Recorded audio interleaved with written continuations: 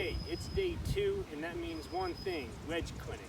Every single one of you have a wedge card that's on your Google Drive, and there's a lot of different swings that are on that card. Basically, there's 5 swings. There's a full swing, which you already know how to do.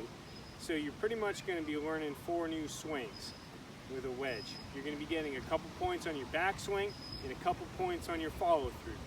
The first swing that we're going to teach you is a shoulder to full. And simply, you're using your glove hand as a guide, and you're pulling your glove hand up to your shoulder, like so. Obviously, this would be a full swing, so it's slightly less backswing than a full swing, and you go ahead and you follow through to a full finish. Obviously, with such a shorter, like a slightly shorter finish, you're still going to be able to generate the same club head speed as if it were a full shot.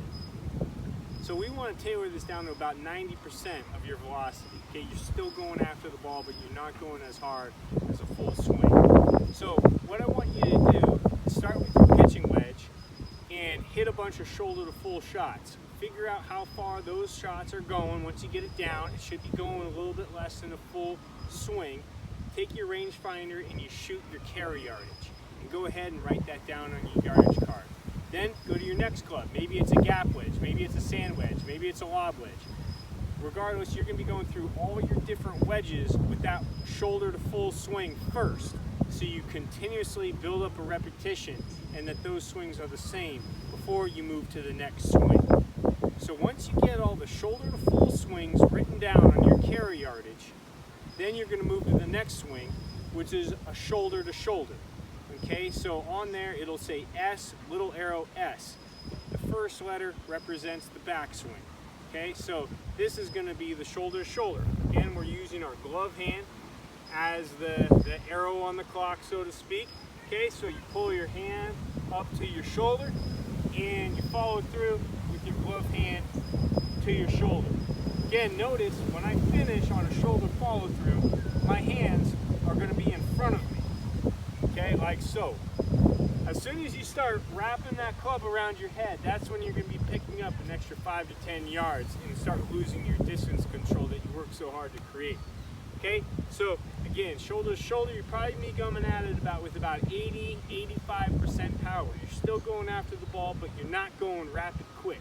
Okay, so it's going to look something like this: shoulder to shoulder. Okay, keeping that finish in front of you. The next, so again, go through all your different wedges. Start with your pitching wedge, hit all the shoulder shots, figure out how far those are landing, shoot the yardage, go ahead and write that down.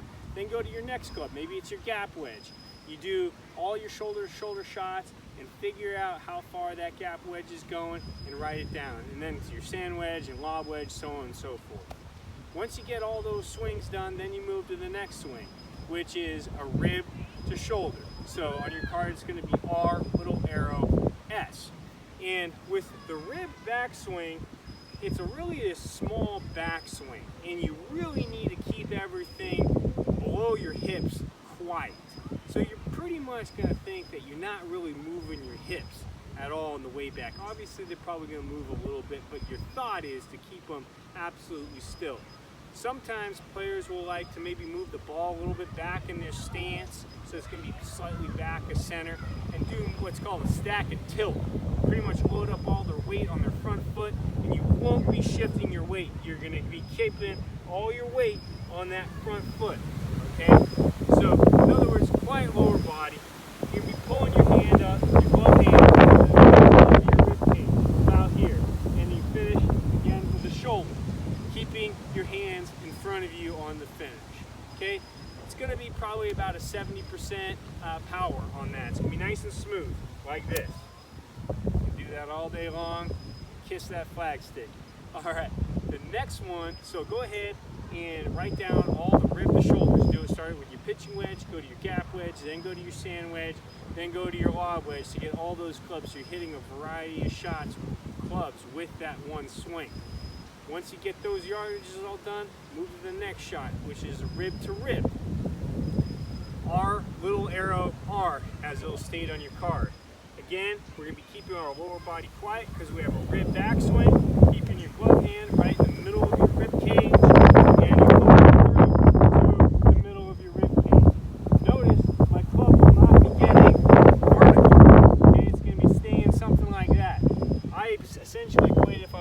ball right at you, it's going to be pointing slightly up and to the left of your target. So your target may be here, your club head's going to be slightly up and to the left of that, okay? As soon as that club starts pointing up to the sky, you've gone too far, and that's when you're going to start adding on some extra yardage. You might be falling off the back of that green, okay?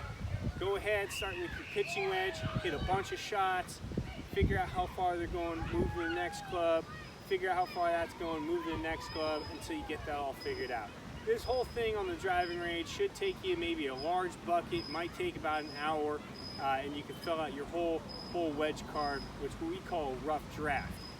Then we're going to be moving on to the golf course and being able to figure out how far those shots will roll out.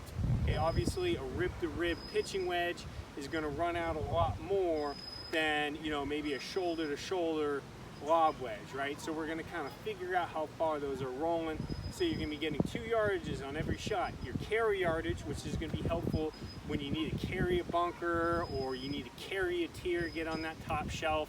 And then your total yardage, how far that's going to roll out on kind of medium fast greens. Okay, so give me a call if you have any questions. I want you to be filling out that wedge card. We're going to be doing that here in the next 2 weeks. Returning players, go ahead and just make sure that those numbers are dialed in, because they will change on you. Even mid-season they're going to change. But the thing is that you got basically 4 swings, and so when one club starts maybe going a little further, your whole entire wedge card will go a little bit further. Okay, so it's easily adaptable and definitely repetitive process for you to start hitting precise wedge shots with complete good accuracy with distance control. Give me a call if you have any questions.